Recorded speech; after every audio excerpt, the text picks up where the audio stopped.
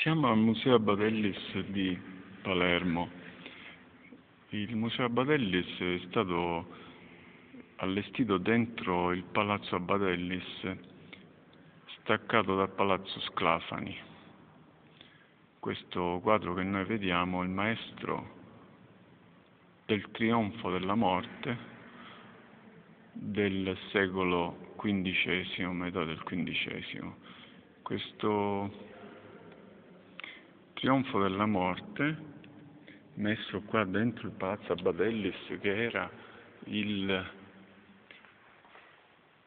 palazzo costruito dall'ammiraglia Badellis.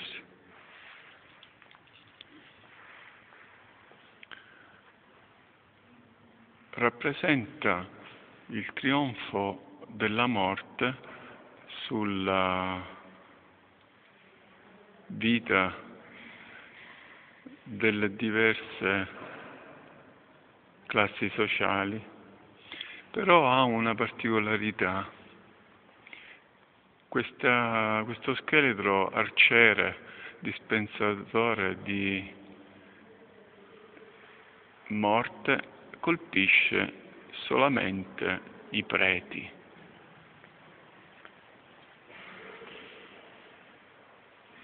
I vescovi, i papi, la religione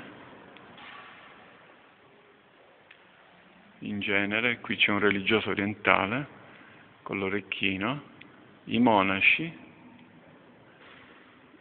e un certo tipo di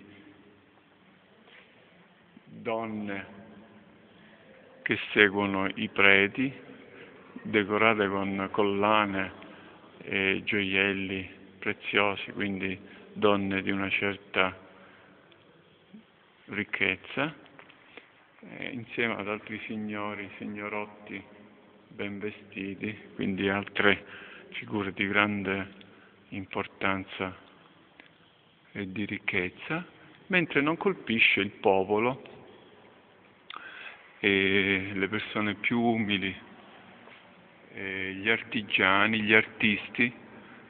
Non colpisce i giusti che suonano, che discutono di fatti e di cose scientifiche sul pozzo della scienza.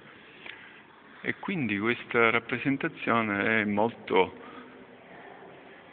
simbolica di come questa morte sia una specie di morte giustizia, che porta un po' di giustizia nella vita di ogni giorno, facendo strage dei preti e dei loro seguaci. Questo cavallo ha una storia particolare, come potete vedere ha una testa che è incredibilmente simile a quella del cavallo di Guernica di Picasso. Si suppone che Picasso abbia visto questo quadro e abbia potuto prendere spunto per il suo quadro, per il cavallo che c'è nel quadro di Guernica. E ancora vedete la falce sul groppone dello scheletro e queste gambe, arco e braccio levato che stranamente sembrano una trinacria, sembra la copia di una trinacria.